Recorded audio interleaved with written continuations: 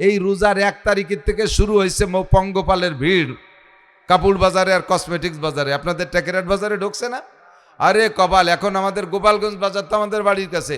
আমরা গোপালরা বিরক্ত বোধ করতেছে, এই হুজুরকে কোনো লজ্জা শরম নাই, চলিয়েছে বাজারে, তাও বোরকা ছাড়া চলিয়েছে। এত মহিলাকে ভিতরে হুজুরকে আসার কি দরকার? আমাকে যাওয়ার নাই। মহিলারা রোজা রাখবে কিন্তু পর্দা করবে না। টেকেরহাট বাজার, রাজৌরির বাজার, না পোষাইলে মাদারীপুর, না তাতে না পোষাইলে সরাসরি Dhaka, eastern plaza, Bashundhara city market, আরও যত যত মার্কেট আছে সব জায়গা যাইয়া মার্কেট করবে মহিলারা। বহু দোকানে বানাই, বলতেছি না রোজা থেকে বানাই গল্প না, বহু দোকানে গেলে মহিলারা কয় হুজুর আপনারা চেনে তো আমাকে, বিশেষ করে আমার তো চেনে, ইউটিউবে তো 90% মহিলারা চেনে। ওই বোরকার আড়ালে কয় হুজুর এই ঈদের সময় আপনি কেন দোকানে আইছেন? ঈদের সময়, তার মানে এ সময় দোকান আর মার্কেট আমাকে দখলে, আপনি হুজুর মানুষ কেন আসতে গেলেন? ওই আপনার ডিস্টার্ব হচ্ছে, নইলে আপনার কারণে আমাকে ডিস্টার্ব হচ্ছে, একটা ঝামেলা হচ্ছেই। কতক্ষণ মহিলা 10 দিন পর্যন্ত ঘুরিয়ে গাইরিয়া এরপরে বাজারেরটা কিনে নিয়ে আসছে। ভাই এই কিনতি 10টা দিন গোপালগঞ্জ বাজারে যে কত পুরুষের কেনুর গুতো খাইছি, কত জনের পিঠির ধাক্কা, পাশার ধাক্কা গুতো খাইছি। এই আবার রোজাও রয়েছে, রোজা কিন্তু ছাড়ি নেই। আল্লাহ কয় তোমার রোজা ছাড়া লাগে নাই, ওই প্রথম দিনের কেনুর গুতো রোজা এমনি ছুটি গেছে। হ্যাঁ বিটি ফাজলিমি উঠতে যাও বাজারে। হ্যাঁ রোজা রাইখা যেই মহিলারা পর্দা করে না, রোজা রাইখে ইয়াসুমুন ওয়ায়াগতাবুন, রোজা রাখে আবার গীবাত করে, বসে বসে রোজার দিন কাজ একটু কম করে, বিশেষ করে দুপুরের পরে তার কাজে হাত দিতে মনে চায় না। কয়জন বসে বসে কার কি দোষ আছে, কোন হুজুরির কি দোষ, চরমুনার পীর সাহেব কি দোষ করার কারণে এই ঠকে গেল, মামুন সাহেব কি আকাম করার কারণে হারিয়ে গেল, এরপরে এবার কি দরকার ছিল হুজুররা মামুন সাহেবের সাথে যার, এই সবাই বিএনপি থেকে লিবারা কত ভালো হতো, এবার একটু জামাত ইসলামরে ভোট দিলি কি ক্ষতিটা হতো। এই যে যে পাকাপাকি রাজনীতি দরবার, এই করতে যাইয়া দুনিয়ার গিবাত, একজনের আর একজনের গিবাত করিয়া আপনার রোজাটা শেষ, আপনার রোজা শেষ। পাশাপাশি গিবাতে আর একটা লস বলে শেষ করে দিচ্ছি, আপনি যার কোনো অপরাধের আলোচনা করতেছেন, সত্যি জেনুইন অন্যায় করছে আর সেইটাই আপনি জানেন, এইটা আড়ালে বলার নাম হলো গীবাত। আর লোকটা কিছু করে নাই, তার নামে একটা বানায় বলতেছেন, এটার নাম অপবাদ, এটা তো আরো জঘন্য। তো অন্যায় যেটা করছে ওই অন্যায় তার আড়ালে মানুষের কাছে বলা, এটার নাম গীবাত। আর এই গীবাত করলে রোজা নষ্ট হয়ে যায়, বাতিল, রোজা বাতিল। মসজিদের ভিতরে কয়েকজন বসে বসে, দুইজনে বসে বসে গীবাত করতেছে রমজান মাসে। হুজুর দুইজনে ডাকে বললেন কি তোমরা রোজা আছো? কয় জি হুজুর। কয় রমজানের পরে তোমরা এই রোজা দুটো রেখে দিবা। কয় হুজুর আল্লাহর কিরে কিছু খাইনি তো, আমরা একটু গল্প সল্প করতেছি। কয় যে তোমরা মরা মানুষের পচা গোশত খাইছো, বিশ্বাস না হয় খিলাল করো। এরপরে খিলাল করাইছে তাকে দিয়ে, দাঁতের ফাঁক দিয়ে সে মরা মানুষের পচা গোশ বেরোইছে। যার গীবাত করছো সে যেন মারা গেছে, আর তার মরা গোশ, পচা গোশ তোমরা খাইছো, এই যে দাঁতের মধ্যে বাইদি রয়েছে। প্র্যাকটিক্যালের যুগ, আল্লাহ রসুল আল্লাহ সাহাবায়ে কিরামদেরকে দেখাই দিছে, আমরা তো তা দেখাইতে পারি না, কিন্তু মসজিদের মধ্যে বসে বসে গল্প।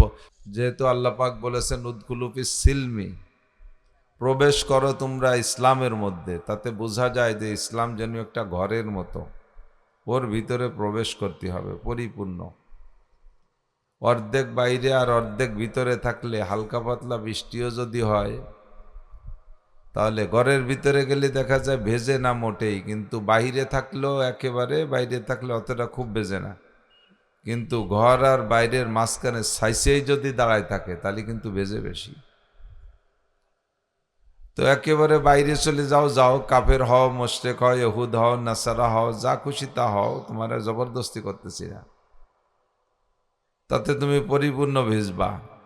তবে যদি সম্পূর্ণ ভিজার থেকে বাঁচতে চাও, তাহলে ইসলামের ঘরের ভিতরে সবটুক ঢোকো, অর্ধেক ঢুকবা আর অর্ধেক বাইরে থাকবা। এভাবে থাকলে সাইসেই থেকে তোমার অশান্তি আরো বেশি হবে, তুমি থাকবা মুনাফেকের কাতারে। আদাবিদে থাকা মানে মুনাফেক হয়ে থাকা। তো ইসলামের একটা ঘরের ভিতরে প্রবেশ করতে হবে। ইসলামের ঘরের খুঁটি কি 5টা, তার ভিতরে একটা খুঁটি, অন্যতম খুঁটি হলো রমজানের রোজা। 1 নম্বর হলো মাঝখানে, আসলে তো 5 খুঁটি দিয়ে ঘর বানানো তো খুব দেখি নেই, তো যদি 5 খুঁটি দিয়ে ঘর বানাইতে হয় তাহলে খুঁটিগুলোর সেট করতে হয় কীভাবে? চার কোনায় 4টে দিতে হয় আর এর মাঝখানে একটা দিতে হয় মটকায়, 4 কোনায় 4টে, মাঝখানে একটা।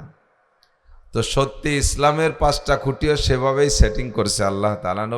নবী পাক বলেন এই ইসলামের বুনিয়াদ, ইসলামের ভিত্তি 5টার ভিতরে মাঝখানের খুঁটিটা হলো কালেমায়ে শাহাদাত, আশহাদু আল্লাহ ইলাহা ইল্লাল্লাহ ওয়া আশহাদু আন্না মুহাম্মাদান আবদুহু ওয়া রাসূলুহু। এই মাঝখানের খুঁটি হয়ে গেছে। এবার 4 কোণায় 4টে খুঁটি। একটা খুঁটির নাম আকিমিস সালাহ, নামাজ কায়েম করো।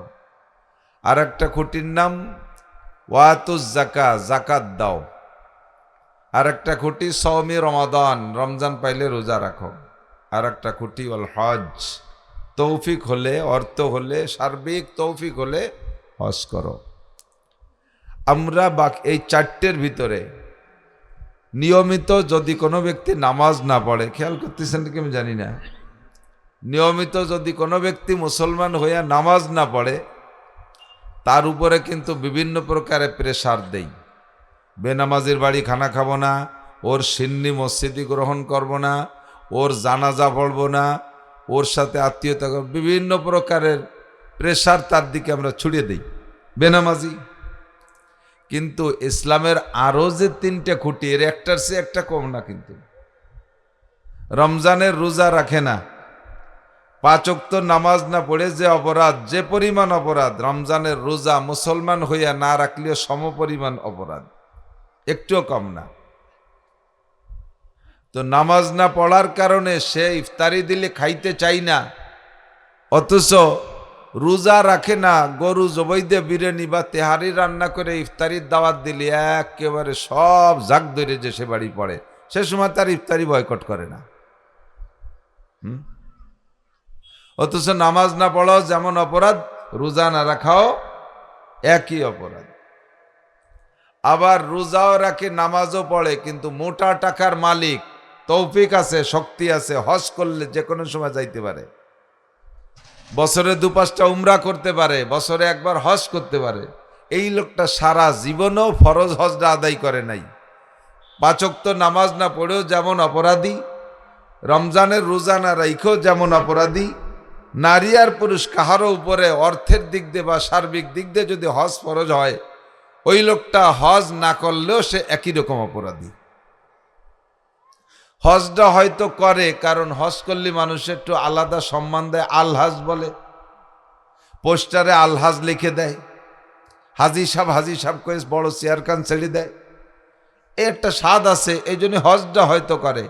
কিন্তু এই 3টা করার পরেও লক্ষ লক্ষ কোটি কোটি টাকা আছে, পাই টু পাই হিসাব করে জাকাত দেয় না, এরকম মানুষ আছে না নাই? কোনো মতে রমজান মাসে কয়খান এক্সরে লুঙ্গি, পাতলা এক্সরে লুঙ্গি ছিল তো, আমি কয়ে তাই না, এক দোয়া দেওয়ার পরে মাড় ভাঙ্গিয়ে গেলে এরপরে আর ও লুঙ্গি বললি সতর ডাকে না। দরজায় পা ফাঁক করে দাঁড়াবেন, ভিতরেতে তাকাইলে আউ লাখের সব দেখা যায়।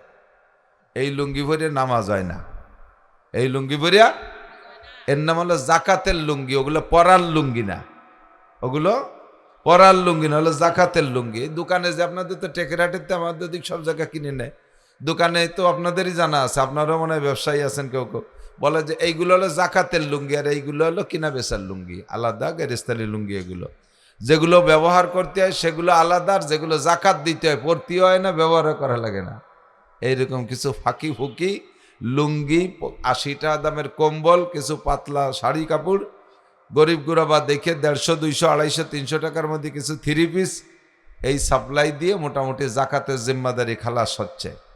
যেই লোকটা 5 ওয়াক্ত নামাজ নিয়মিত না পড়ার কারণে বয়কটযোগ্য, তেমনই সে রমজানের রোজা সুস্থভাবে বাড়ি থেকে না রাখার কারণে সে বয়কটযোগ্য।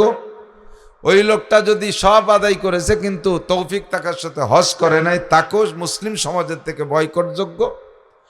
3টেই আদায় করেছে কিন্তু রমজানে জাকাত দেয় না বা বছরে পাই টু পাই হিসাব করে জাকাত দেয় না, এ লোকটাও মুসলিম সমাজ থেকে বয়কটযোগ্য।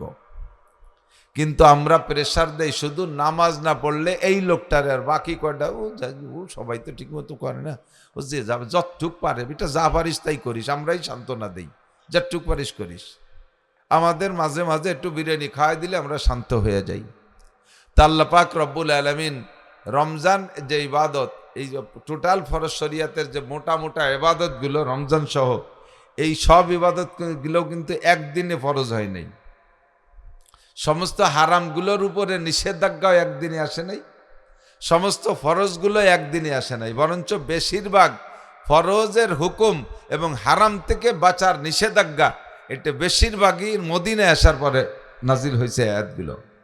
মক্কায় থাকতে মক্কি জিন্দেগি হলো ইসলামের নাবালেগ কাল, খেয়াল করছেন? মক্কি জিন্দেগি, নবী আলাইহিস সালামের মক্কি জিন্দেগি হলো ইসলামের নাবালেগ কাল। যেমন নাবালেগের উপরে নামাজ ফরজ নাকি? রোজা, হজ, জাকাত, পর্দা কোনো কিছু ফরজ না নাবালেগের উপরে, সাবালেগ হওয়ার পরে ফরজ। তো নবী আলাইহিস সালাম সাহাবায়ে কিরামদেরকে নিয়ে মক্কায় যতদিন ছিলেন 13 বছর মক্কি নবুয়তি জিন্দেগি, এর ভিতরে শুধুমাত্র 5 ওয়াক্ত নামাজ, তাও শুরুতে না, মেরাজে গেছেন অষ্টম, নবুয়তির অষ্টম বছর, সম্ভবত নবুয়তির অষ্টম বছর অথবা 10ম বছর অথবা 11তম বছর, এই 10, 11, 9, 8 বছর চলে যাওয়ার পরে নামাজ ফরজ হয়েছে, মেরাজে যে নামাজ নিয়ে আসছেন। এরপরে আর কোনো আগে বা পরে রোজা ফরজ নয়, মক্কা থাকতে হজ জাকাত কোনোটা ফরজ না। হুজুর যখন মক্কা থেকে মদিনায় হিজরত করে গেছেন, তো মদিনায় যাওয়ার পরে কুবায় ছিলেন 7 দিন। কুবা হাজি সাহেব তো আছেন, এলাকায় অনেক হাজি আছেন, কুবা গেছেন না? কুবা, তো কুবায় ছিলেন 7 দিন। এই 7 দিনের পরে শুক্রবারে হুজুর মদিনার দিকে রওনা দিয়েছেন। কুবা থেকে মদিনা 3 কিলোমিটার। হাদিসে আসছে যদি কোনো ব্যক্তি শনিবারে মদিনায় মসজিদে নবাবিতে ফজরের নামাজ পড়া, একটু দূরত্ব কমের কথা বলতে যে কথাটা এসে গেলে একটু আমলটা বলে যাই, যদি কখনো হজ উমরায় যান তাহলে আমলটা করেন ইনশাআল্লাহ। আমি আল্লাহ নিলে আগামীকাল যাব নিয়ত করছি, প্ল্যান ছিল না, হঠাৎ করে সাথীরা যাইতেছে, ভিতরে একটা অস্থিরতা শুরু হয়ে গেল। বক্তারা উলামায়ে কিরাম অনেকে চলে যাচ্ছে, একা একা বাংলাদেশে ভালো লাগতেছে না। কালকের আগের দিন, মানে 2-3 দিন আগে প্রস্তাব দিছি, ভিসা হয়েছে আজকে, কালকেই ফ্লাইট। যদি আল্লাহ তাআলা কখনো নেয় যান, তাহলে মদিনায় মসজিদে নবাবিতে ফজরের নামাজ পড়া রওনা দেবেন, পায়ে হেঁটে কুবায় যাবেন। 3 কিলোমিটার পর যাওয়া কি কোনো ঘটনা? আমি একসময় রাজৈর মাদ্রাসায় পড়াইতাম, ওই যে বড় ব্রিজের ওখানে রিজাল্ট শট যেখানে মতাম, তো সেখান থেকে আপনাদের টেকেরহাট প্রায় 3 কিলোমিটারই হবে। হ্যাঁ, 5 কিলোমিটার। এ তো তা অনুমান করতাম, মৌলানা উসমান গনি সব সহ বিকেলবেলা হেঁটে এসে এনতে চাটা খাইয়ে যাইয়ে মাগরিব পড়তাম, অথবা কোনো দিন এইটুক ভ্যানে যাইয়ে মাগরিব পড়তাম। তো 3 কিলোমিটার পথ হেঁটে যেয়ে যদি কেউ মসজিদে নবাবিতে ফজরের নামাজ পড়া কুবা মসজিদে হাইটে যাইয়া ইশরাকের নামাজ পড়ে, আল্লাহ তাআলা তাকে একটা কবুল উমরার সওয়াব দান করে। সুযোগ পাইলে যাবেন, আমল করবেন, রাজি আছেন ইনশাআল্লাহ? হুজুর 1 সপ্তাহ মদিনায় থাকার পরে, যখন কুবায় থাকার পরে মদিনার দিকে যাচ্ছেন, মাঝখানে গেলে হঠাৎ করে জিবরাইল এসে কয়, হুজুর সাল্লিল জুমার নামাজ পড়েন। হুজুর কয়, জুমার নামাজ কিভাবে পড়ে? শিখাই দিলেন সব নিয়ম কানুন। সেই ফাঁকা মাঠে মরুর ভিতরে পাথরি এলাকায় হুজুর দাঁড়াইয়া সাহাবায়ে কিরামদেরকে সাথে নিয়ে জুমার নামাজ পড়লেন, ফাঁকা জায়গা খুতবা দিয়ে জিবরাইল যেভাবে শিখিয়ে দিয়েছেন। দুনিয়ায় সর্বপ্রথম জুমার নামাজ ওই জায়গা ফরজ হয়েছে। তার আগে মক্কায় থাকতে হুজুর জুমা পড়েন নাই, আর কুবায় 1 সপ্তাহ ছিলেন, তাও জুমা পড়ে নাই। এই যে জুমা প্রথম ফরজ হয়েছে মদিনায় যাওয়ার পরে, সেখানে একটা মসজিদ হয়েছে। এরপরে তো সারা দুনিয়ায় হাজার ও হাজার জামে মসজিদ, কিন্তু ওইটার নাম জুমা মসজিদ, ওই মসজিদের নাম জুমা মসজিদ। ওখানে সর্বপ্রথম জুমার নামাজ ফরজ হয়েছে। মদিনায় যাওয়ার পরে একে একে হুজুর মদিনায় গেলেন, যে দেখলেন মদিনার ইহুদিরা রোজা রাখতেছে মুহররম মাসের 10 তারিখ। হুজুর বলে, আইয়ু সাওম, এইটা কি রোজা রাখো তোমরা? তো ওনারা বললেন, সাওম আশুরা, এটা আশুরার রোজা। আমাদের নবী মুসা আলাইহিস সালাতু ওয়াস সালাম ফিরাউন ও তার সদল বলকে 12 লক্ষ সেনাবাহিনী সহ নীল দরিয়ায় ডুবাইয়া দিয়ে চুবাইয়া দিয়ে ধ্বংস করিয়া 6 লক্ষ বনি ইসরাইল নিয়ে নীল দরিয়া পার হয়ে আসছিলেন, বিজয় লাভ করেছিলেন এই মুহররমের 10 তারিখ। আমাদের নবী মুসা আলাইহিস সালাম ও তার বনি ইসরাইল সেই সময় এই তারিখে রোজা রেখেছিলেন। আমরাও তার স্মরণে এই মুহররমের 10 তারিখে রোজা রাখি। হুজুর বললেন, আনা হাক্কুবি মুসা, তাহলে তো এই ব্যাপারে আমি মুসা আলাইহিস সালামের সাথে তার একটা কোনো আমলকে করার ব্যাপারে আমি বেশি হকদার, কারণ তোমরা তো সাধারণ আর আমি তো নবী, মুসাও নবী আমিও নবী, নবী হিসেবে ভাই ভাইয়ের আমল ভাই করবে এটা বেশি হকদার, কাজেই এই আমল আমিও করব। হুজুর সাহাবায়ে কিরামদেরকে বললেন আগামী বছর থেকে তোমরাও মুহররমের রোজা রাখবা। মুহররম মাস চলে গেছে কয় মাস আগে না, তারপরে আজকে এলো কি রমজান, আর মাত্র 2 মাস পর আবার মুহররম মাস, শাওয়াল জিলকদ জিলহজ 3 মাস পর, শাওয়াল জিলকদ জিলহজ তারপরে মুহররম। তো রমজান মাস এসে গেছে, গত মুহররমে হুজুর রোজা রাখতে পারেন না, কারণ দিনের বেলাতে শোনাশুনি হচ্ছে। হুজুর বলেন আগামী থেকে আমরাও মুহররমের রোজা রাখবো, কিন্তু সেই মুহররম আসার আগে রমজান মাস চলে আসছে। আল্লাহ পাক রব্বুল আলামিন রমজানের কয়েকদিন আগে একটা সংবাদ পাঠাচ্ছে সাংবাদিকদের মাধ্যমে। খেয়াল করেন, বাংলাদেশের সাংবাদিক না, বাংলাদেশের সাংবাদিকরা তো সোহেমুই সত্যি কথা কয়। ফেরেশতা জিবরিল আলাইহিস সালামের মাধ্যমে আল্লাহ তাআলা সংবাদ পাঠাচ্ছেন। কোরআন শরীফের আয়াত ইয়া আইয়ুহাল, আগে হলো সংবাদ, খেয়াল করেন, একে বলে জুমলায়ে খবরিয়া। এই আয়াতের দ্বারা রোজা ফরজ হয় নাই, এই আয়াতের দ্বারা রোজা যে ফরজ হবে তার পূর্বাভাস একটা সংবাদ দিচ্ছেন। ইয়া আইয়ুহাল্লাযীনা আমানু, হে মক্কি আর মাদানী অন্ধ জগতের অটল বিশ্বাসী পাগলরা, মক্কা থেকে যারা মদিনায় চলে এসেছে মুহাজিরিন পাগল, মদিনার আনসার যারা মক্কিদেরকে আশ্রয় প্রশ্রয় দিয়েছো আনসার পাগল, অন্ধ জগতের অটল বিশ্বাসী পাগলরা তোমরা জেনে নাও কুতিবা আলাইকুমুস সিয়াম, তোমাদের উপরে রোজা ফরজ করা হয়েছে। কুতিবা মাজি মজহুল, তোমাদের উপরে রোজা ফরজ করা হয়েছে। জানতে চাইলাম আল্লাহ রোজা কি? রোজার আরবি হলো সওম। রোজার আরবি কি? সওম। রোজা আল্লাহ বলে কুতিবা আলাইকুম সিয়াম, তার সওমের বহু বচন হলো সিয়াম। তোমাদের পর বেশ রোজা ফরজ করা হয়েছে। জানতে চাইলাম আল্লাহ রোজা কি? আল্লাহ পাক বললেন তোমরা শবে সাদেকের আগে খেয়ে সারবা, ওয়াতিম্মুস সিয়ামা ইলাল লাইল, আর সারা দিন 3টে কাজ করবা না, এর নাম রোজা। মাত্র কয়টা কাজ? কয়টা কাজ? 3টে কাজ। আল আকল ওয়াশ-শুরব ওয়াল বিআল, 3টে কাজের থেকে বিরত থাকার নাম হলো ইমসাক। বিরত থাকা, আরবিতে বলে ইমসাক। সওম মানে ইমসাক, ইমসাক মানে বিরত থাকা। এর বিরত কিসের থেকে বিরত? খানা পান করা আর যৌন চাহিদা বৈধ অবৈধ কোনোভাবে মেটানো। এই যৌন ক্ষুধা মেটানো আর জিহ্বার ক্ষুধা মেটানোর থেকে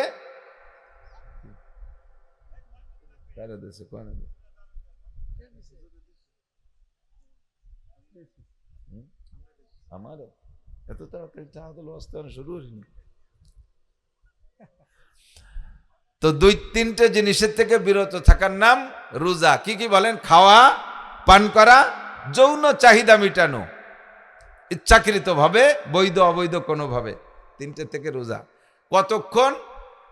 সেহরির আগে খাবেন, কি বলা হয় শবে সাদেকের আগে খাবেন, শবে সাদেকের আগের থেকে নিয়ে মাগরিব পর্যন্ত, খুব লম্বা একটা টাইম।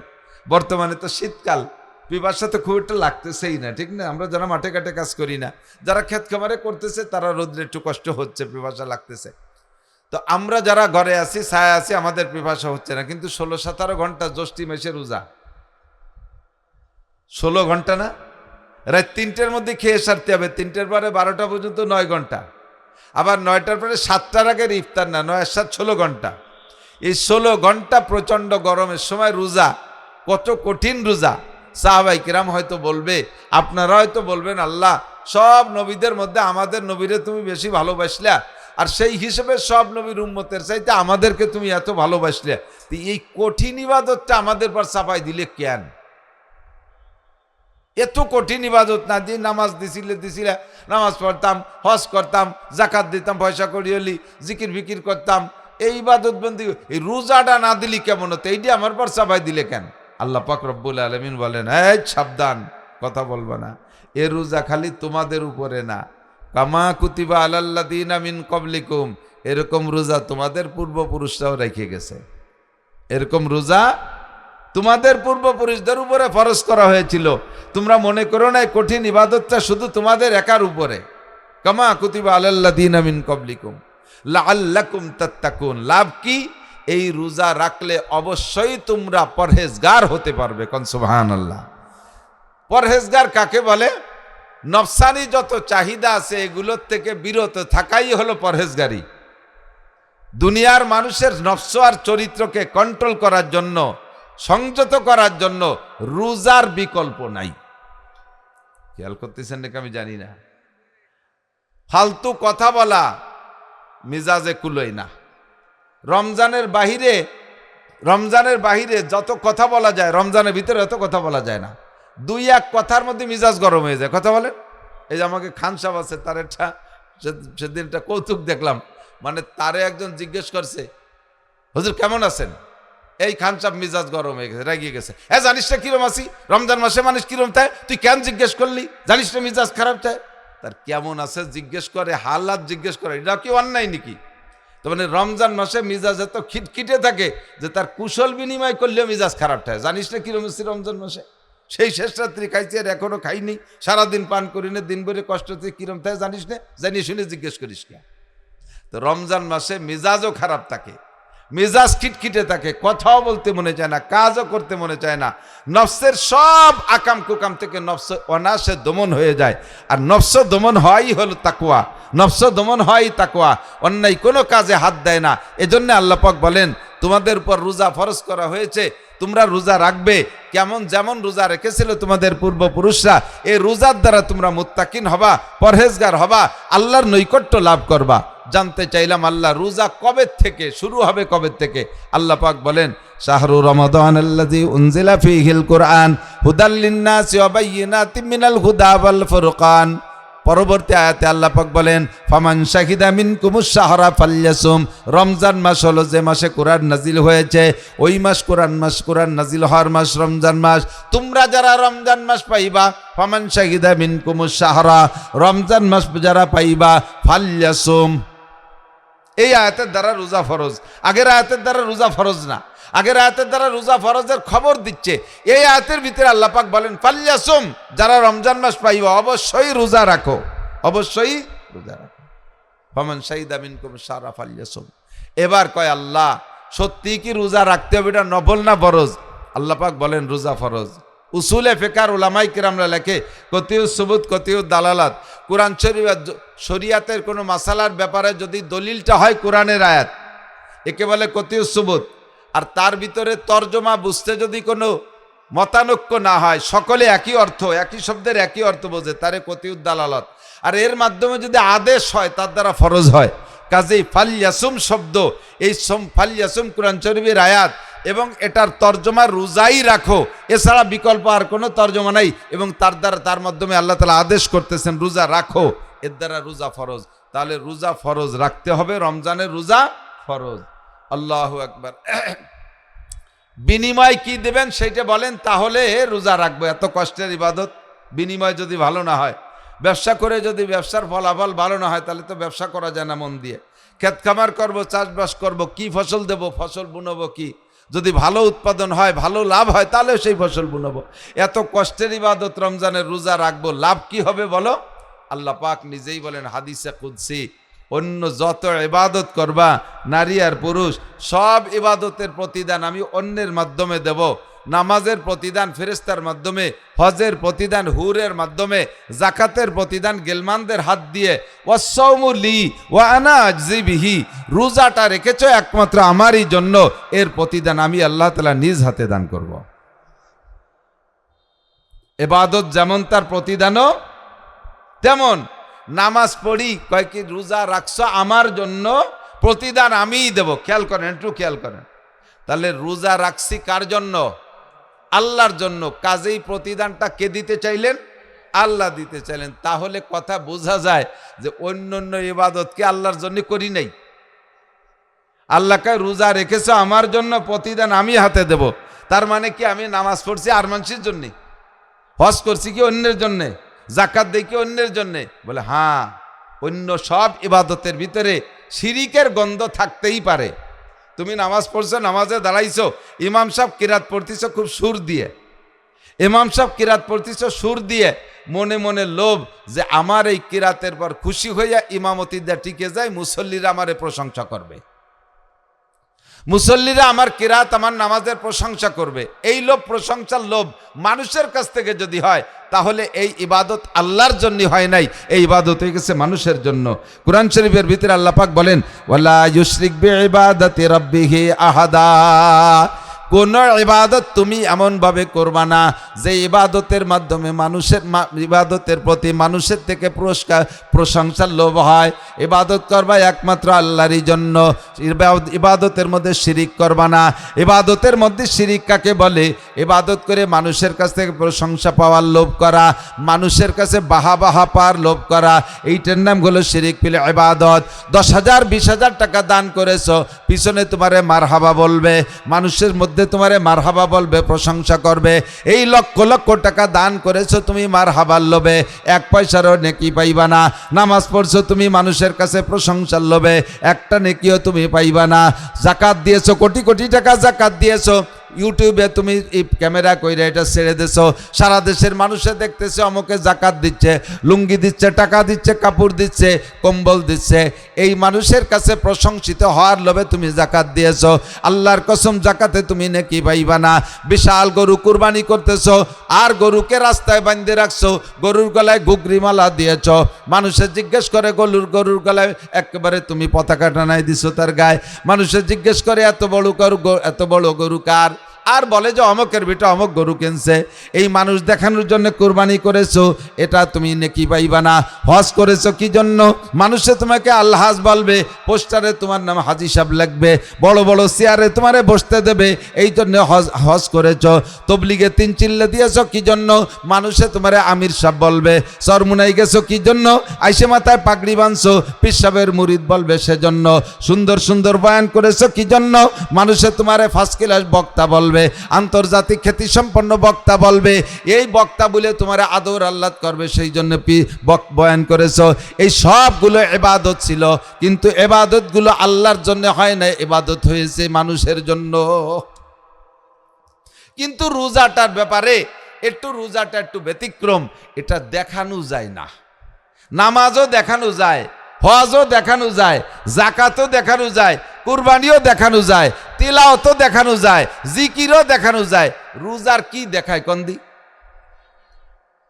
না খাইয়ে চুপ করে রয়েছে, দেখানোর কি আছে? যদি আমি না বলি, এমনি অবশ্যই রোজার একটা ছাপ চেহারার মধ্যে সকলেরই আসে। যত সুন্দর চেহারার মানুষ হোক না কেন, রোজা যদি সত্যি রোজার মতো রাখে, দুপুরের পরে থেকে চেহারার ভিতরে মলিনতা আসবেই, ঠোঁট জিভে শুকায় আসবে। বাকি এটা তো আল্লাহর পক্ষ থেকে আসছে, এটা তো আমার পক্ষ থেকে বানানো না, এটা তো আমার অভিনয় না। কথা বলেন তো? এই রোজাটা একমাত্র আল্লাহরই জন্য হতে পারে, এর ভিতরে কেউ দেখানোর কোনো সুযোগ নেই। হ্যাঁ, একটু আছে, অল্প একটু আছে। হুজুর বলেন এই যে রমজানের রোজার এত বড় প্রতিদান কে দেবে? একটু কারণ আগে একটু বলে নেই, আল্লাহ দেবে। কবে দেবে? দুনিয়াও দেবে, আখেরাতেও দেবে। হযরত আলী রাদিয়াল্লাহু তাআলা আনহু বলেন, হুব্বিবা ইলাইয়া মিনাদ দুনিয়া সালাস, দুনিয়ার 3টে জিনিস আমার ভালো লাগে। 1 নম্বরে ইকরামুজ যায়িফ, মেহমানকে তার যোগ্যতা অনুযায়ী মেহমানদারি করা, এটা আমার খুব ভালো লাগে। মেহমানকে মেহমানদারি করতে ভালো লাগে, যেমন মেহমান তার সেভাবে মেহমানদারি, ইকরামুজ যায়িফ। 2 নম্বরে আস-সাওমু ফিস সাইফ, খেয়াল করি, আস-সাওমু ফিস সাইফ, গরমকালে রোজা রাখতে ভালো লাগে। গরমকালে রোজা রাখতে ভালো লাগে। গরমকাল মানেই তো বড় দিন, গরমকাল মানেই পিপাসার দিন, গরমকাল মানেই রোজায় কষ্টের দিন, ঠিক না? তো হযরত আলী বলেন আমার গরমকালে রোজা রাখতে ভালো লাগে। হুজুর কয় আলী বললে কি, সবাই শীতকালে রোজা খোঁজে, পিপাসা হবে না, দিন ছোট, ক্ষুধা কম লাগবে, আর তুমি শুধু এই গরমকালে লম্বা রোজা, বড় রোজা খোঁজো, ঘটনা কি? তো হযরত আলী বলতেছেন, হুজুর আপনি না বললেন লিসাইমে ফারহাতান, লিসাইমে ফারহাতান, রোজাদারের 2টি আনন্দ। কয়টা? রোজাদারের 2টি আনন্দ। ফারহাতুন ইনদা লিকায়ে রাব্বিহিম ওয়া ফারহাতুন ইনদা ফিতরিহিম। রোজাদারের একটা আনন্দ হলো সব রোজাদারদেরকে আল্লাহ পাক রব্বুল আলামিন জান্নাতের মধ্যে একটা পার্কের মধ্যে বসাইয়া, জান্নাতের ভিতরে একটা পার্কে সব রোজাদার জান্নাতীদেরকে ডেকে নিয়ে বসাইয়া রব্বুল আলামিন 500 বছর পর্যন্ত নিজ হাতে তাদের মুখে উঠাইয়া ইফতারি খাওয়াবে। আল্লাহ পাক সরাসরি সামনে আসবেন। সাতারাউনা রব্বাকুম, ও রোজাদার নারী আর পুরুষ, সেদিন সবাই আল্লাহকে দেখবেন। কামা তারাউনাল কামার লাইলাতাল বদর, পূর্ণিমার চাঁদনি রাত্রে যেমন লা তুদাম্মুন আলি রুইয়াতিহি, চাঁদ দেখতে যেমন বাধা হয় না, কোনো ঠেলাঠেলি ধাক্কাধাক্কি করা লাগে না, পূর্ণিমার চাঁদনি রাত্রে আল্লাহ পাককে আপনি জান্নাতের ভিতরে পার্কের মধ্যে বৈশা এরকম ক্লিয়ার দেখতে পারবেন। বলবেন সুবহানাল্লাহ। আর সেই দিন এক একজন রোজাদারের সামনে ৭২ জন করে হুর পাঠাবেন ইফতারি পরিবেশনের জন্য। আর এক এক হুরের হাতে দুইটা ট্রে, দুই হাতে দুইটা ট্রে, এক এক ট্রের মধ্যে ৭০ আইটেমের ইফতারি। জান্নাতের খানা তো এক প্রকার হলেই যথেষ্ট, জান্নাতের খানা এক প্রকার হলেই যথেষ্ট, কিন্তু এত আইটেম ১৪৪ গুণ ৭০ কত হয়? এত আইটেমের ইফতারি এক একজন রোজাদারের সামনে দেবে। কন্যা সুবহানাল্লাহ। আপনারা যারা রোজাদার এই আইটেম ইফতারি নিয়ে সামনে বসবেন, ভাই কি বেশি দেওয়ার কারণ হলো রকমারিতে আলাদা একটা স্বাদ। আমরা আজকে রোজা রয়েছি, সন্ধ্যাকালে আমাদের প্লেট ভাত আর একটু পাতলা ডাউল দেয়, তাতে আমাদের এনাফ না? যথেষ্ট হবে কি না? তাতেই যথেষ্ট। এক প্লেট ভাত একটু পাতলা ডাউল, ক্ষুদাও আছে কায়দা মতো, তরকারি আর লাগবে না, বেশি করে তরকারি লাগবে, ওতেই আমাদের ইফতারি যথেষ্ট।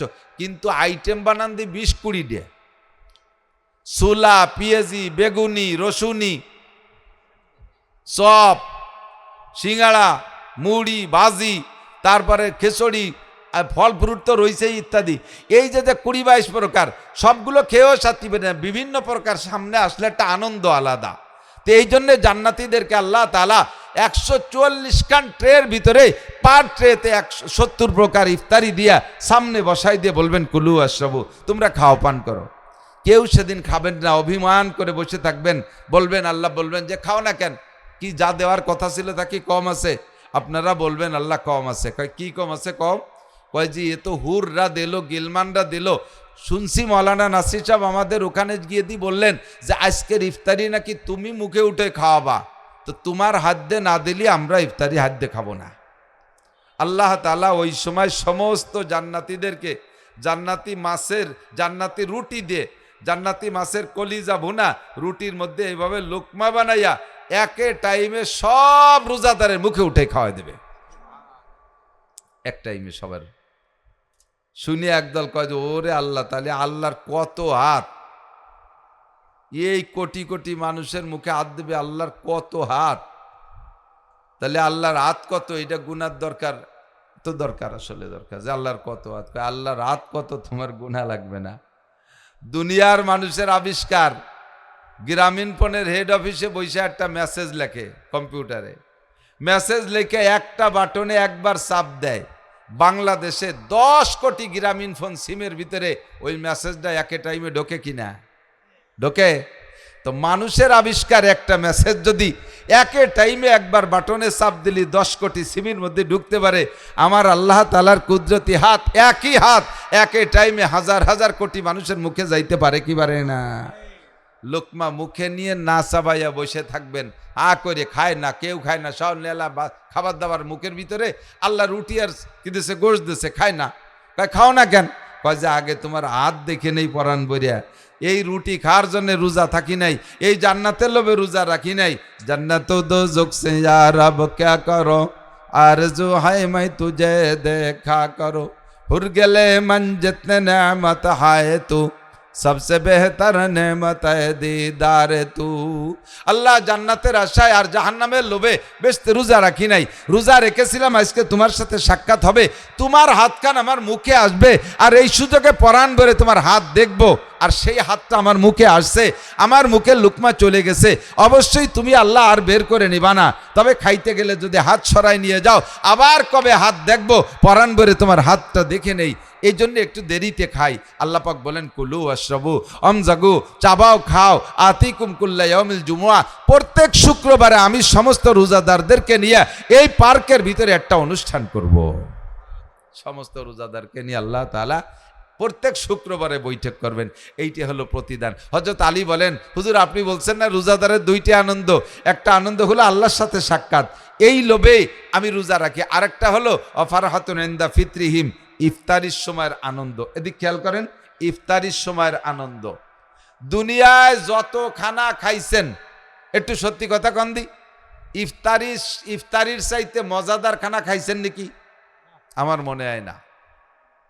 রাজার বাড়ি খান, প্রধানমন্ত্রীর বাড়ি খান, মন্ত্রীর বাড়ি খান, ওই সোনারগাঁও বুফে যাইয়ে খান, 5 স্টার 7 স্টারে যে ঢুকে বুফের ভিতরে ঢুকে গেছেন 3 দিন পর্যন্ত, শ্বশুর বাড়ি খানা খান, কোন খানায় অত স্বাদ না।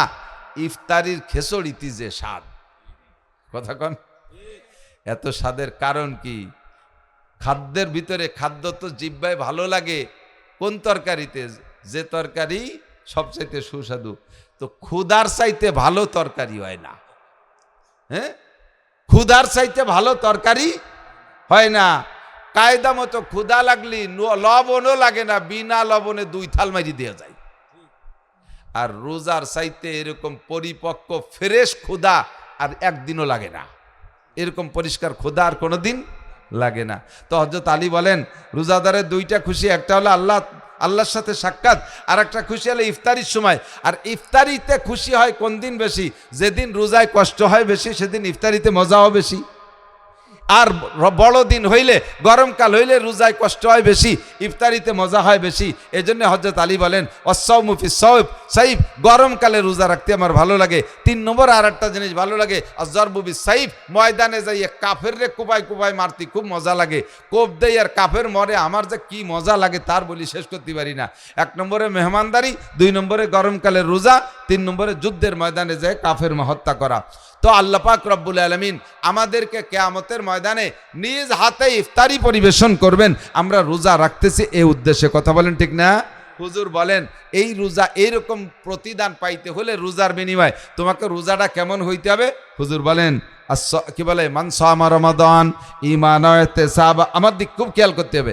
মান সামা রমাদান ঈমানান ওয়া ইহতিসাবা গুফিরা লাহু মা তাকাদ্দামা মিন যামবিহি, জান্নাতের ভিতরে, জান্নাতের পার্কে বৈশা আল্লাহর হাতের এই পুরস্কার আর প্রতিদান, আল্লাহর হাতের ইফতারি পাওয়ার মতো যোগ্যতা অর্জন করতে হলে আপনার রোজাটা কেমন হতে হবে? হুজুর বলেন, মান সামা রমাদানা ঈমানান ওয়া ইহতিসাবা, যে ব্যক্তি রমজান মাসে রোজা রাখবে দিনের বেলায় ঈমানের সাথে সওয়াবের আশায়।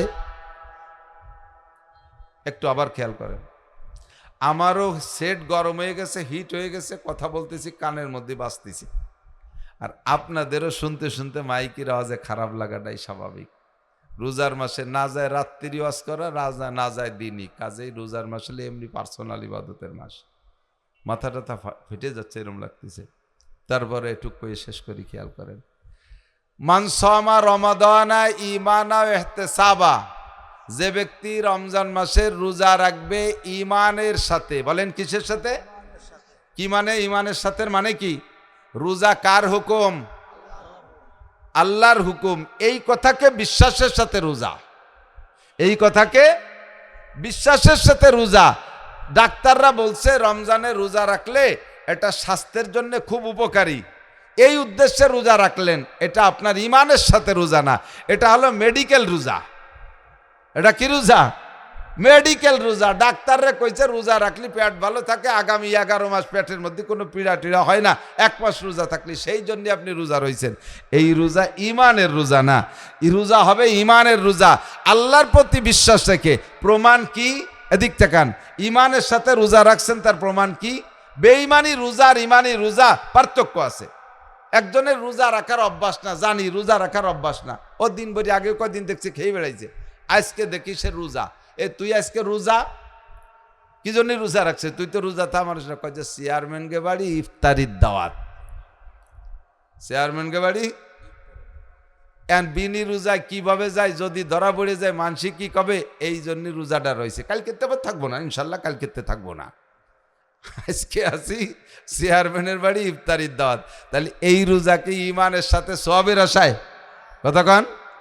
এরকম বহুত ইবাদত আছে, আপনি মসজিদে যান না, নামাজ পড়েন না, ইদানিং পড়েন, তো জিজ্ঞেস করো তুমি তো আগে মসজিদে আসতে না, নামাজ পড়তে না, এমনি যে মসজিদে আসো নিয়মিত, বিটি গে জ্বালায় বাড়ি থার কায়দা নাই, মহিলাদের যন্ত্রণায় বাড়ি থাকার কায়দা নাই, তাই মসজিদে আইছে। তাহলে এটা আল্লাহর জ্বালায় আর আখেরাতের জ্বালায় না। এই নামাজ পড়ছে কাকে জ্বালায়? বিটিকে জ্বালায়। এই নামাজেও কোনো নেকি নেই, এই নামাজেও কোনো। আপনি দিয়ে এতদিন দাড়ি রাখতেন না, এই দাড়ি রাহিয়ে দিয়ে পাইয়ে গেছে সাদা দাড়ি, কবেতে রাখলেন? দাড়ি রাখছেন, আপনি তো দাড়িরা মানুষ না। কয় যে এই বয়সে দাড়ি না রাখলে মানসি কি কয়, এই বয়সে দাড়ি না রাখলে মানসি কি কয়। তাহলে এই যে দাড়ি রাখছেন এটা আল্লাহ কি কয় সে ভয়তে না, নবী কি বলবে সে ভয়তে না, মানুষে কি বলবে সেই ভয়তে। এই ইবাদতগুলো আল্লাহর জন্য নয়, এই ইবাদতগুলো ইমানের সাথে নয়, এই ইবাদতগুলোর নাম হলো শিরিক ফিল ইবাদত, এটা মানুষের জন্য। যেই রোজার পিছনে ইফতারির লোভ আছে, এরকম আছে তো, কারণ হাদিসে আসছে রমজান মাসে রোজাদারদেরকে যে পুরস্কারগুলো আল্লাহ তাআলা দেন তার ভিতরে অন্যতম পুরস্কার হলো ইউজাদু ফিহি রিজকুল মুমিন। খেয়াল করি, রমজানে রোজাদারের রুজি বাড়ায় দেয়, রুজির বরকত আল্লাহ বাড়ায় দেয়। একেবারে নগদেই দেখেন, আজকে আপনাদের জন্য এখানে ইফতারির যে ইন্তজাম হচ্ছে,